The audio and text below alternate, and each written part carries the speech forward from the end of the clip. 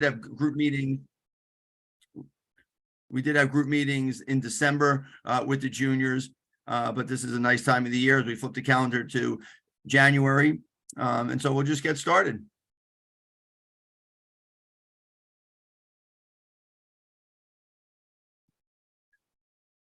And here we are. So just you'll see as we go through different programs and different handouts that we have, save the dates and whatnot, that we do have a timeline and a structure to ease everyone through the process, and certainly understanding that every student and every family is in a different place at a different time, and that we are here to support you in the process. Sometimes a family, this is their first child going through the process. They're going to be in a different boat than someone who might be on child number 3 going through the process. So we encourage, I know it's a hard thing, but we encourage, parents and students not to get caught up in the frenzy of what others are doing. And just like you guys, I'm living it right now. I have a son who's a senior who we're just kind of going through it right now. I've been going through it and continue to go through it, waiting for college decisions and different things like that. And I also have a son who's a junior. So this is the time where he's getting started on the whole process. All right. And the last bullet there, researching information, utilizing reliable sources that are out there. And certainly the counseling staff is a truly reliable source that looks forward to supporting you and your child in this process. Okay. We just have the agenda listed for tonight. So I'm not going to read all that. We're actually going to be going through screens with all that information. All right. And that first one that we'll move on to is actually the junior timeline. And you can see that there's a lot of things right here. And certainly we encourage you to go back and look at this. And as Ms. Alvarez said, this will be shared. But I mentioned a moment ago that the counselors ran group meetings in December and with all the juniors. And that was to show them the tools that Naviance, very powerful search engines and things to do related to college search and later on college selection. The standardized testing timeline, that's something for each student and each family to line up. And we'll talk about that more later on. And that's going to be different. I'm studying that with my own son right now. And what his game plan is a lot different than what his older brother was. All right. Every child is different and you have to plan accordingly. College info night, the road to college is where we are right now. An email went out last week, or maybe 10 days ago or so, or right as I guess we got back, about the junior conferences window. We know that some families signed up for that already. Again, people are in a different place at a different time. If you're ready, your child's ready to have a conversation, a one-to-one meeting with your counselor, then we have the windows that were set up, and the counselors have their links that were sent out, so you could look for that email if you didn't see it already. It was sent out, I believe, on January 5th, and it had each counselor's Calendly link where you could sign up. And for those families who this is just not the right time, this might be a little bit early for you, we'll provide another window for those who would prefer to do it in March. In terms of scheduling and course overviews, that's going to happen right in the beginning of February. As I mentioned, the junior conference window number 2 will run throughout March. We do have another slide later on with the different college fairs, but we list them here. The big one down at the Meadowlands Expo Center. There's a very big one. We know we saw a lot of families at the one at Ramapo College last year. Out of all the schools in the county, I think we were number 6 in terms of number of students who attended that event last year, which is great because the ones before us were much larger schools, and all of them in front of us were much closer. Their physical building was much closer to Ramapo College. All right, so that's a big one to get to March 15th. We do have a virtual financial aid night, and we'll send out more information about that at the end of March. The Tri-Valley College Fair we did last year, and it's something that's gone on in the past, but it will be in person this year on April 18th. And that's a small one. It's a nice one because it's just for the students and families from Cresskill, Dumont, and New Milford. We're bringing back Randy Levin, who did a great college essay webinar last year. There's the date for that. And then just a junior timeline. We'll talk about this in a little bit later in detail, and certainly in the junior conference, about getting the letters of recommendation. And then just the whole idea of shaping the college list in Naviance. That's an ongoing part of the timeline, starting now, going through the spring, summer, and fall, and always college visits whenever you can make them, and networking. And that includes meeting the reps that visit Cresskill High School in the fall. And we talk about that more down the road. All right, at this time, I'm going to introduce Mr. Zalizo, who's going to be taking over the slides at this time. Good evening, everybody. So one of the things that we're going to look forward to after this first window of junior conferences is the scheduling process. And your sons and daughters will have first crack at picking their classes, making their requests. Before we just hop right into the scheduling meetings, we're going to be hosting a grade level meeting with them. We'll probably call all of them down all at once to whatever area of the building we can use, probably the cafeteria, and discuss course options and graduation requirements. Knowing that they are going into their senior year, it's very important that they know which requirements they still have left to do, and which ones they've satisfied, how can they choose their electives. They've been through this 3 times already, so they should be familiar with the courses, but in case there's anything new or anything that we need to clear up, we always do a grade level meeting before the scheduling process begins. At that time, we'll send it home. We'll have a couple days in between our presentation with them for you guys to talk with them at home to enter their course requests in the parent portal. And then similar to how we sent out the invites for these junior meetings is when we'll, allow them to schedule, the students will log on and schedule their appointments with us through the app called Calendly. And that'll take place sometime around mid-February. Okay. One of the parts of the application process, since we're talking, mostly colleges with this presentation, is the idea of standardized tests. Okay, so each student needs to develop their own timeline, testing strategy. We understand that since COVID and the last couple of years, a lot of schools have become test optional.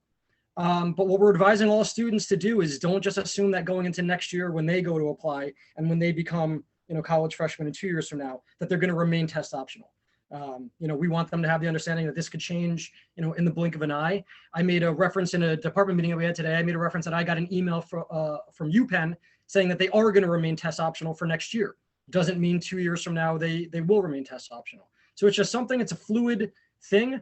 And again, we're advising them to, look into this testing. If anything, it could be a win-win situation. Even if their schools are test optional, the optional part means they can still send it. So if they do well, and a school is still test optional, they can use that to send their scores, and it'll be a nice extra feather in their cap. But making that decision between which test, they are formatted differently. The timing of them is very different. And we'll get into that a little bit when we have our meetings with our students. But, a basic assumption is that the SAT is, you take your math section and it's a longer math section, but you're done with math once you're done with that. Whereas the SAT kind of bounces around a little bit more. A math to an English, to a math to an English. So, it really does depend. And obviously the types of questions are a little bit different. So they want to, you would want to have the discussion with them, and they want to make a plan of how many to take and when to take them. Okay. Obviously, if they're busy with a winter sports season and they don't think they're going to have ample time to put in the time studying and preparing, maybe spring is better. If spring is going to be a little bit more difficult, maybe one of the later, summer, like a June or an early fall. Okay. But there are a lot of test dates out there, and we'll make sure to go over that with your sons and daughters as well. Okay. And then the websites where they have the information about all of those, the SAT and the ACT are completely different entities, and the process for registering for them are completely different. Okay. So if you're one that's your child's one that's going to choose the SAT route, there's College Board, or the ACT route has actstudent.org. And then that FAIR test site is what I was referring to, where it's a good resource to know which schools remain test optional, which schools are not. And it gives them a little bit of like a sense of, if I'm thinking about applying here, are they going to be test optional? It's a quick way to look and research all of that. Okay. Mr. Stone had mentioned Naviance. When we did meet with your children in December, we showed them Naviance. We had them log into their Naviance accounts. We made sure that they knew their usernames and passwords, because it is going to be such an important tool throughout the college research process and application process. And it's something that we as guidance counselors use as well. And so the students know that we're familiar with it too, because that's a tool that we use to send documents out. And it's just a nice way to mainstream everything. So they know that link, and that this presentation will be posted. So if they, for some reason, forget where to go for Naviance, this link will always be in this presentation. And we make it a strong point. Students must remember their passwords. We do have the capability of resetting them for them, but we would rather them, be conscious of it, because the amount of time we expect them to spend on Naviance in the spring, they really shouldn't be forgetting them if they're logging in as often as we say they should be. And then you might be familiar with this if you have older children, but if not, what we're looking at right now is something called a scattergram. And this is a built-in feature in Naviance, and each school that's in Naviance, each college that's in Naviance has one of these scattergrams. And basically what you're looking at is a graph. The one column would have GPAs, and the bottom column would have standardized test scores.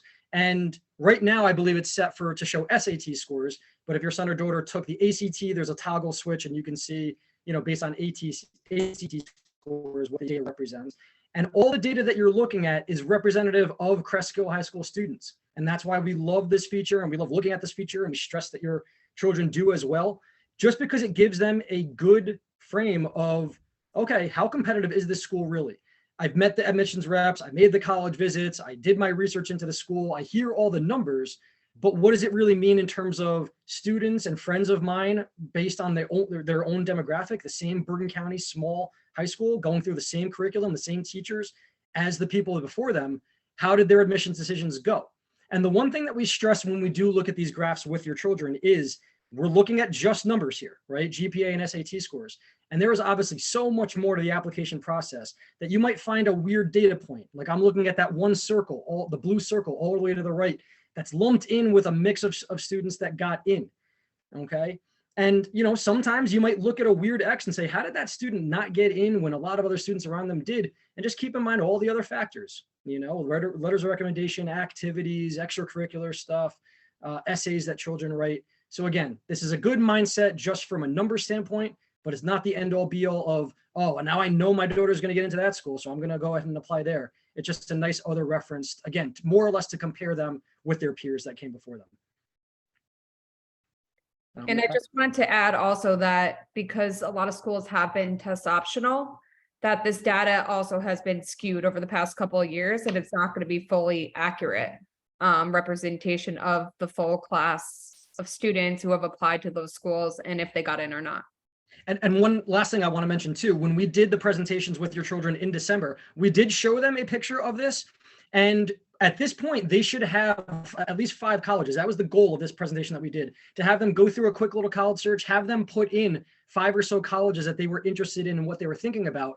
And we expected them, maybe not necessarily right then and there as they were sitting in the room with us, but hopefully this is research that they're doing on their own. They put in their 5 colleges, and it could be for whatever reason. They like their football team, or their sister had gone there, or they've had a conversation with you about certain schools.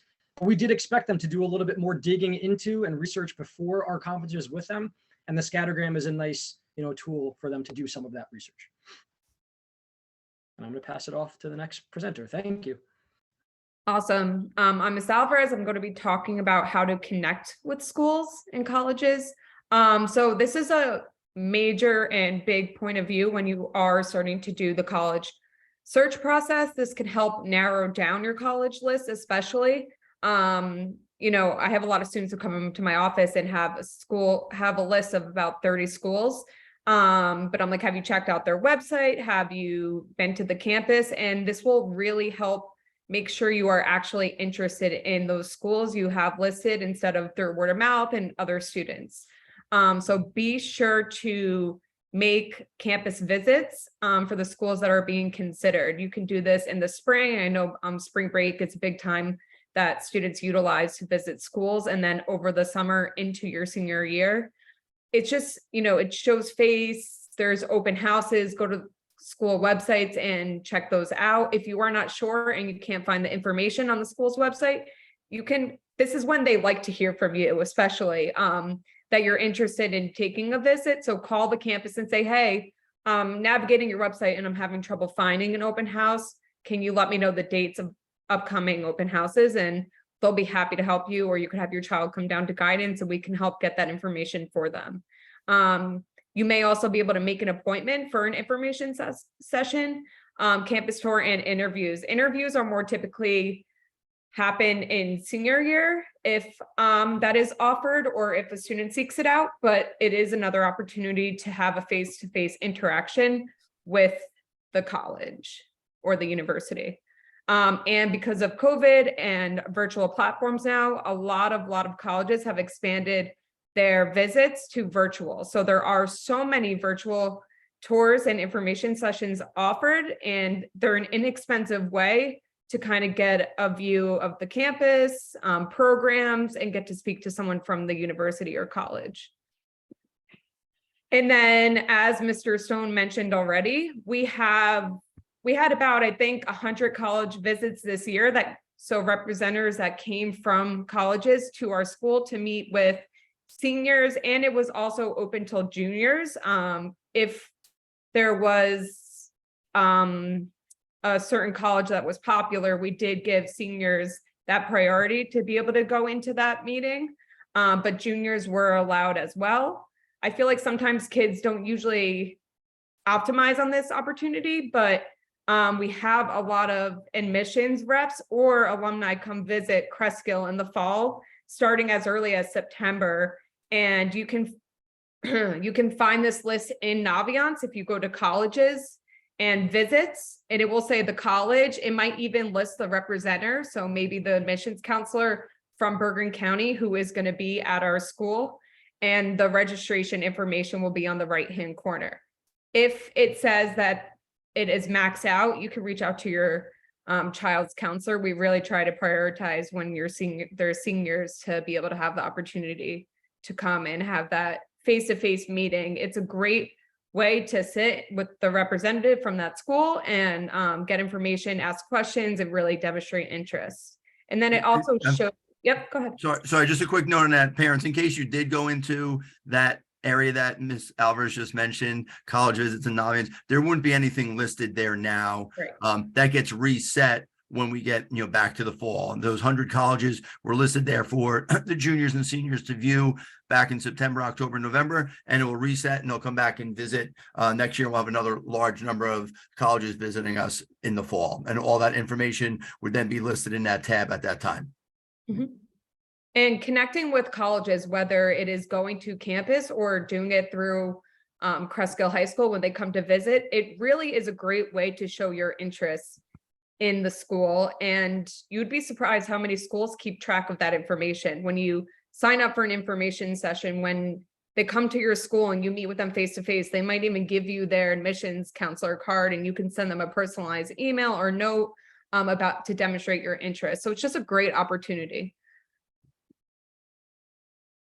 And then, as Mr. Stone also mentioned, we have a couple college fairs coming up in the spring. And basically the college fair's purpose is an initial contact for the student and the university or college in your area. So you do not have to travel far for these opportunities, and you'll have plenty of time to walk around and see a bunch of different schools and kind of get a quick overview of, it's like a sales pitch. You'll get a quick overview of their school. And then maybe from there, then you decide, okay, over the summer, we're going to go visit this school because we really like the information we received. Especially the Tri-Valley one, you'll be able to also see us there. We'll be there walking around since we're affiliated with it, with Dumont as well. And what was the other school, Mr. Stone? New Milford. New Milford. Okay, that's what I thought. So these are just some more opportunities to have that face-to-face interaction with someone from that university who is a representative. Okay, and lastly, for my part, Common App. So the Common Application is an application that students will be able to submit to multiple schools. So this is a great way for students to work really hard on one application and be able to send it to multiple schools. There are always obviously different schools that require additional supplemental essays or additional information besides the Common App, but it is really just a nice general tool and one application that can be used for many schools. Just an important note, Common App will most likely let you create an account before August 1st, but we recommend not adding any information until after August 1st. Because we're not sure once the rollover happens if it fully saves. I know we've heard mixed messages, but we still recommend waiting till that August 1st date to start adding schools into the college tab or start working on full information. And then it saves time and effort for a lot of students, counselors. There's over 1,000 colleges and growing that use Common App. And then just to keep in mind, there are also different types of applications outside of Common App. So make sure you check during your college search to see where that college requires their application come from. I know Rutgers, Georgetown, and MIT have applications outside of Common App. Those are a couple popular schools that our students apply to that do not use Common App. So either they'll have students apply directly on their website, or they'll let you know how they have to apply. And that also is listed in Naviance. So when the student adds the college to their I'm thinking about list, it will tell you the application, or into the I'm applying to area, it will tell you how they require their application to be submitted. And then I'm going to pass it along to Ms. Cohen. Hi, everyone. I'm Ms. Cohen. So with going through the application process, there's a number of different deadlines that you might hit. So there are some where students will want to apply early versus regular versus rolling. So we'll take a minute to go through the differences. So some popular ones for when students are applying early is going to be early decision and early action. Those are definitely big ones. A lot of our students will do that. A lot of your children are probably already starting to think about that. They are similar in that both their deadlines are early. You apply early, you typically find out your decision early. These deadlines are more often than not around November. November 1st and November 15th are the two big dates, with some schools happening around October 15th. So it's really important that as you're looking through the applications and when you're planning to apply, that you know what those deadlines are. The biggest difference is early decision is binding, which means that you can only apply to one school or as early decision. And if your child is accepted, it's a binding commitment. And that is the school that they will be committed to going to if accepted. Early action, there is no limits to how many schools you can apply to early action. So for those schools, your child can apply to as many schools early action as they want. The decisions are not binding. They still will have up until that May deadline to actually commit to the school. Restrictive early action or single choice early action. There is a note here that says only a few colleges have this policy. You're not going to see this type of application deadline quite as often. But if your child applies to a school as restrictive early action, it means that you cannot apply early to any other private universities. They do make an exception for public universities as early applications, but typically if your child, students who decide to apply restrictive early action will not apply early to any other schools until they hear what the admission decision is on those applications. Priority admission is another type of early application deadline. When it comes to priority admission, oftentimes some schools just have that deadline. Sometimes your child might receive an invitation to submit an application. The benefit to applying early through a priority deadline is financial aid related. Oftentimes schools will have an early application deadline to be considered for full scholarships. So that is definitely a benefit there. And then we have rolling admission and regular decision. So regular decision applications you'll find will be more like January, February. If your child either isn't ready to apply and wants to wait till regular decision, or some students, I know I have a lot of students, I'm sure the other counselors as well, some students will apply early to some schools and will wait. And then once they have those decisions, they'll then decide to do some regular decisions. There is nothing wrong with waiting. It's more about a personal choice and when each student feels like they're ready to actually submit their application. And then rolling admission is the last one. So rolling admission means that the schools are accepting applications and reviewing applications on a consistent basis, on that rolling basis. So Once students have all of their application documents submitted, so their application, once the schools receive their transcripts and recommendations, they review and they release decisions as they come in. Okay. Part of the process, so in addition to the actual application itself, we do have students who are looking to participate in sports at the college level. So when it comes to the college sports, they're in that NCAA, and they can either be Division 1, 2, or 3. There are a lot of opportunities for students who are interested in playing a sport, whether it's they want to, if they are trying to play a new sport or if they're continuing. This one is mostly for those athletes who are continuing a sport. But NCAA offers potential scholarships to student athletes if they're interested in playing at that college level. There is an eligibility piece that comes to that. Between academic, there is the piece where they really need to be talking to coaches, whether their own coaches, as well as knowing how to make those connections with the college coaches.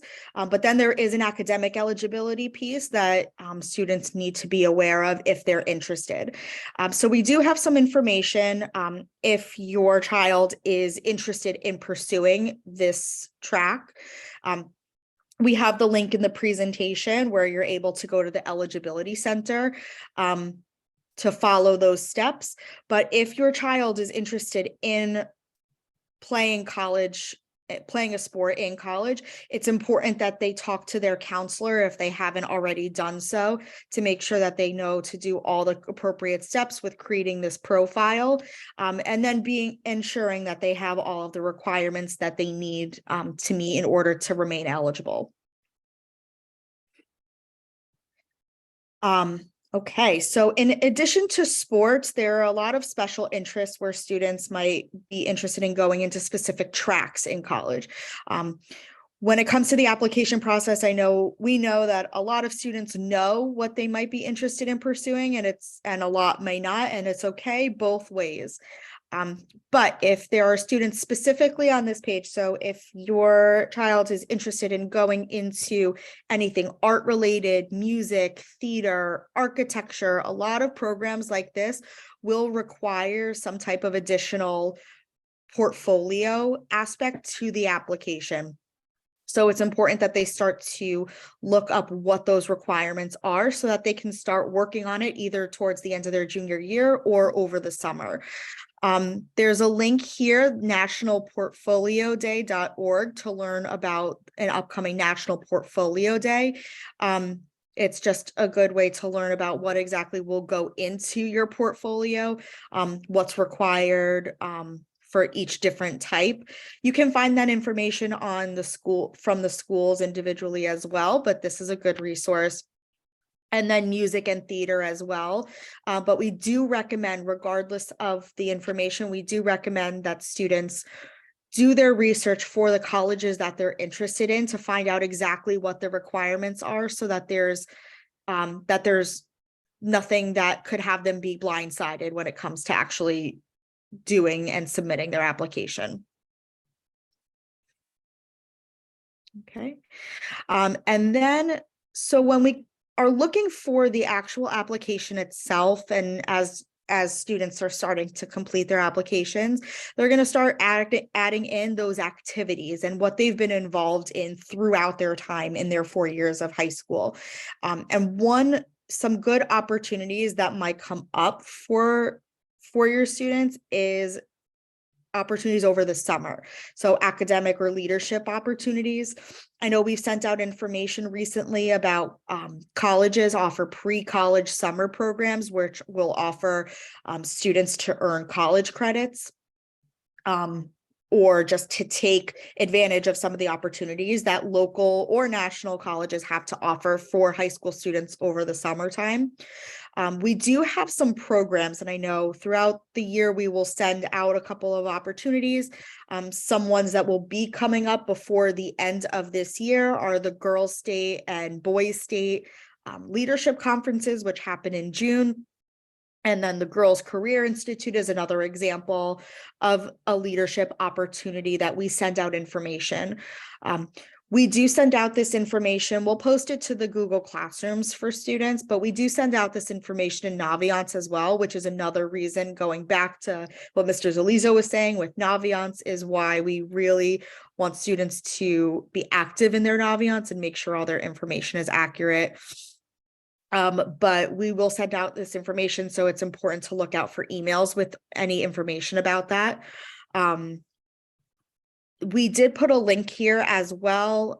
This is a blog post about college summer programs that are offered throughout the country, so it's separated by state.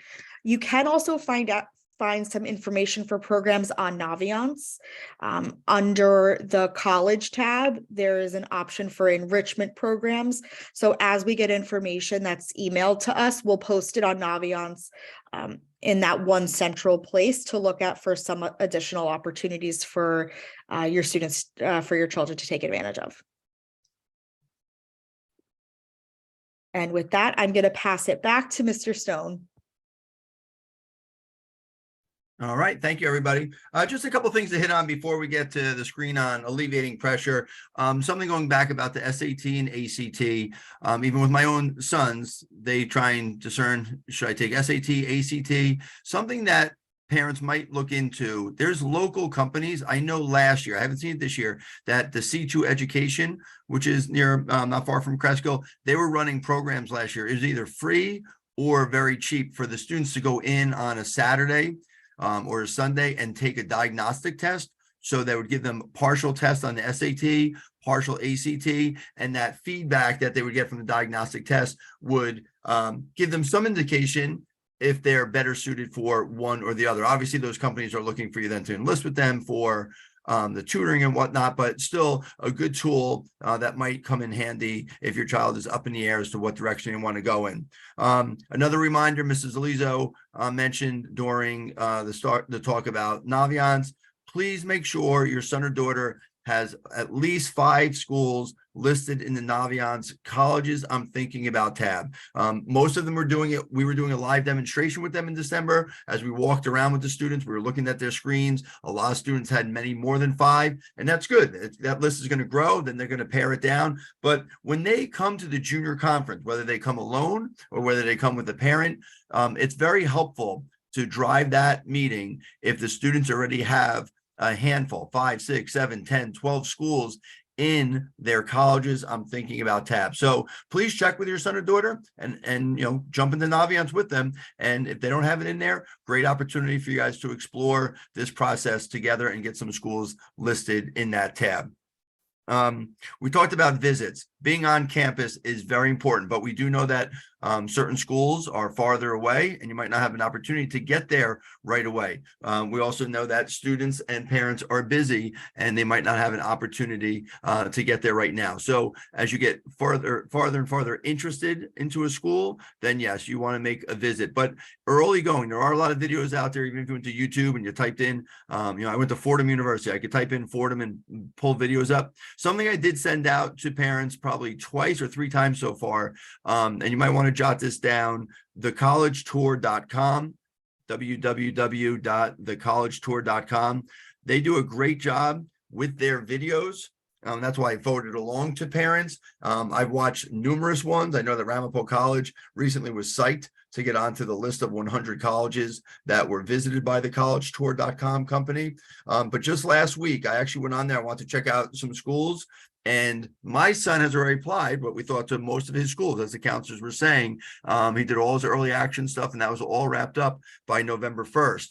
But because he's considering possibly playing Division III basketball, I was just looking at some schools, and I was in the college tour. They sent another email. I clicked on Roger Williams University up in Rhode Island, and I did a tour there. And then I came home and I had my son watch it. And when he was done, he was like, this school looks really nice. It looks like they have like what I'm interested in. Maybe I could play Division III basketball. And Ms. Cohen was talking about there's a lot of schools that have regular decision deadlines. And Roger Williams is one of them that has a regular decision deadline that's a couple weeks out. So my son is going to apply there. So if you can't get to the schools early on, checking out a video like that. The good thing about that collegetour.com is that they have snippets of about 2 minutes long videos. And then if you really want to take a deeper dive, if you truly are interested in the school, then you click on another part and it might give a 20-25 minute overview that really dives in a little bit more. And they have student interviews and nice, campus tours. So you can check that out. I think that's important. And I just mentioned it a moment ago, the junior conferences that are available now for the counselors and the students and the parents. Parents, we know that you're very busy, all right? A lot of working parents, you have other children. If you can't make it to window 1, which is going on from now until towards the end of January, and you feel you can't make it to the one in March, please don't let the opportunity pass because you're not signing up. Have your son or daughter make the appointment on their own to meet with the counselor. This is a great opportunity for them to sit down in a chunk of time, one-on-one. We do have packets that are put together with a college planning guide and some other handouts. And when the counselor is done with your son or daughter, they will be handing that packet over to your child, and your child will bring it home, and then you can review that information. So if you can make it, terrific. But if you can't, we understand that, and we'd encourage students to sign up on their own to meet with their counselor independently. All right, so just a couple things about alleviating pressure, because personally, I do know that this is a pressure cooker time in people's lives. We would like to diffuse it as much as possible. I was a school counselor for 2 decades, so I know what students and families were going through. And as I mentioned earlier, just went through it with one son and embarking on it again. But really trying to get that message of having your children pursue what's important to them, their interests and passions. My 2 boys are completely different, and that's okay. That's beautiful. So let them go for what they're interested in and really encourage that. They shouldn't get caught in somebody else's track just because mom or dad went there or an uncle went to a certain college or pursued a certain major. The second bullet, promoting the best fit perspective during the college search process. There's no doubt that the counselors are going to get asked by parents or by students, well, what's the best college? Well, that's not such a great question. If we were doing a survey right now and I threw out something to you, the folks who are on this meeting, and I said, hey, I'm kind of new to the Cresskill area. What's the best restaurant? Well, I'd probably get 25 different answers, all right, because there's probably not a best answer. There's a best fit for what you like and what restaurants you would like to go to. And similar with college, there's a best fit for students, and we have to encourage that as they go through this process. It'll be very helpful not to make every conversation about the college process every time they get in the car, every time at dinner. My son and I had a pact many months ago that we would only talk about this stuff, and it's held up about 95% true, that we would only talk about this on Sundays. He didn't want to hear it from me. You kind of chip away at it through the week if you're just having like partial conversations. So I said, I'm not going to bother you during the week. He was busy with football, busy with being a student, busy with his social life, busy with basketball. He had part-time jobs. So I said, but on Sunday afternoons, we're going to set aside time, maybe an hour each Sunday, to work on something. And putting that in compartments like that and chunking it each week has certainly made this ride go a little bit more smoothly. All right. And certainly help your child to realize that just like your child has their interests and desires and wants, colleges have their agendas and their needs each year. Sometimes your child's their talents and traits and strengths and what they're showing will be a match for certain schools. And other times it's just not on the college's agenda. So certain things are out of our control. And these outcomes, even with my own son, we're going through right now, sometimes the news is good. That's awesome. And sometimes it didn't go in your favor. But these children are not defined by people in a college admissions office, making decisions on, whether or not they're going to that college.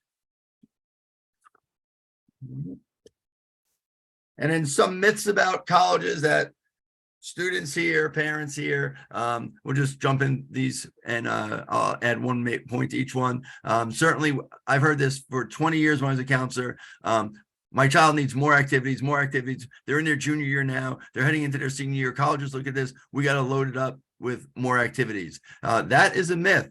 They want to see that you're demonstrating dedication to a few things, and you're doing that very well. So quality over quantity is definitely the key there. And this also includes part-time jobs. People in college admissions love students that have part-time jobs. senior grades don't count. Your son or daughter might tell you that as they start to take classes and move through the year. I think my son's trying to convince me that they're not looking at second marking period grades. That is a myth. All right. I tell my son that there'll be schools hanging in the balance and they're waiting for your grades to make their final decision.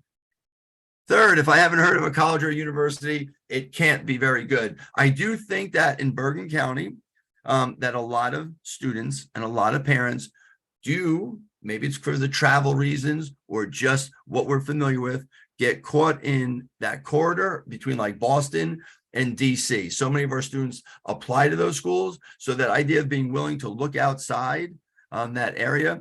I was talking to somebody recently. They're not from Cresskill, they're not from my former school. They're just a neighbor, and their child's a really good student. And they were telling me about some of the programs that they're interested in for their major. And as they were listing these top-notch schools, I said to them, "What about Wash U?"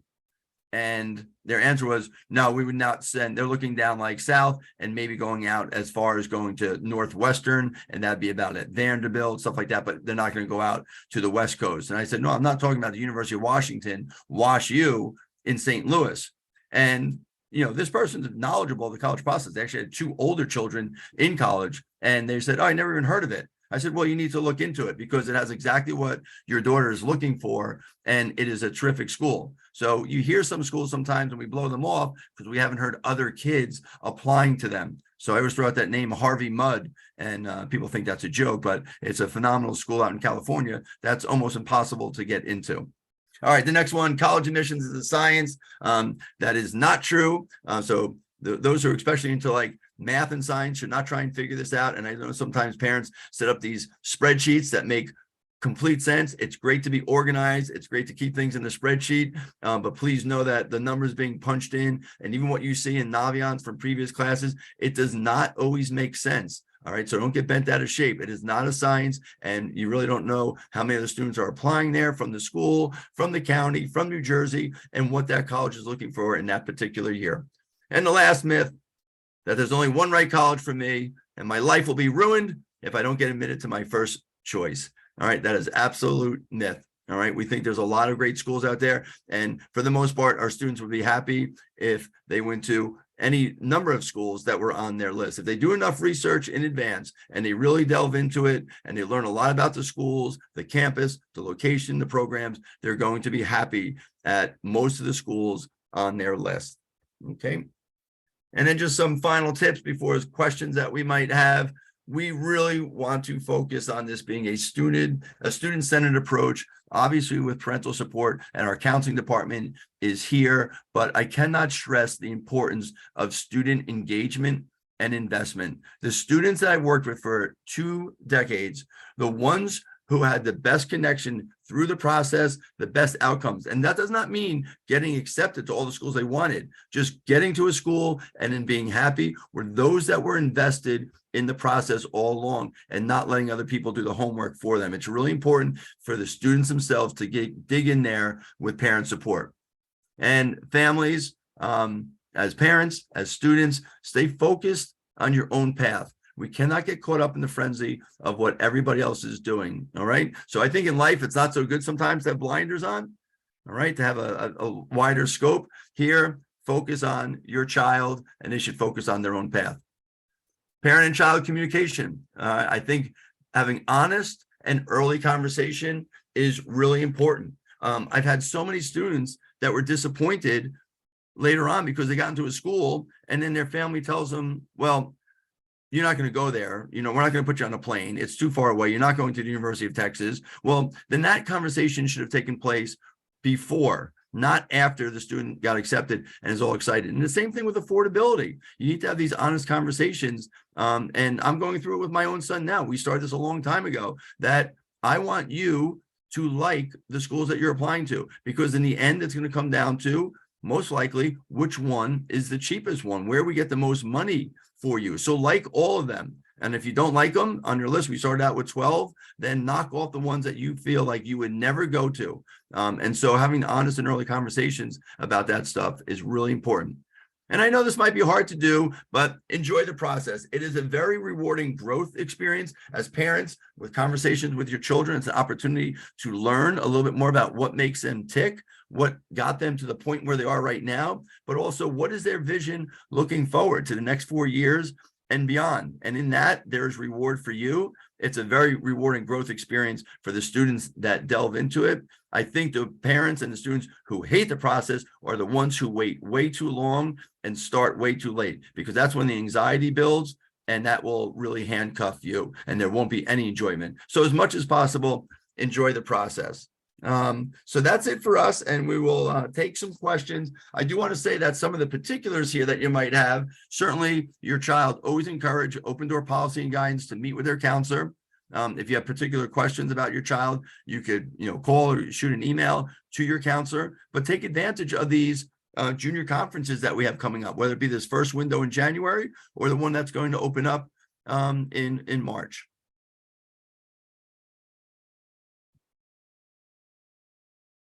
So if anyone wants to start us off with any questions, we'll give it a moment there. You can also write them in the chat if you don't want to speak, and we could read the question out loud and answer it.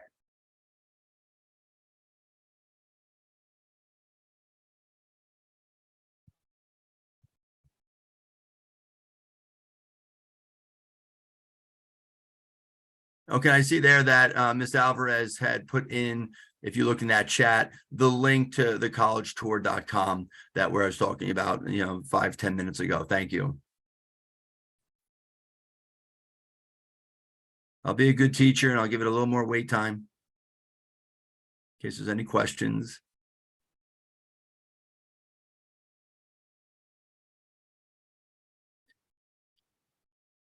All right. Well, as I wrap it up, if you want to throw something in, that's fine. Again, your child could email or stop down and see your counselor, set up a meeting. You can shoot your counselor an email, your child's counselor an email if you have a particular question. As we mentioned earlier on, this was recorded. All right. So we're going to have our tech team help us out and hopefully send this link out for the program by the end of this week. And please keep an eye on the emails. We sent one out recently, that was on, there was a reminder for this program, but also there was a flyer there that had a bunch of save the dates. And we think we have a great college going program that's going to take you from, January right now, all the way through the end of this year. And then it starts up again, right after the summer, and the counselors will be meeting, believe it or not, with your sons and daughters that will then be seniors. All right, so I don't think we have any questions. I do want to thank the parents that took time to join us tonight. I hope you found this helpful. We're here for you, and I do want to thank the counselors for their time tonight. Great job. All right, good night, everybody.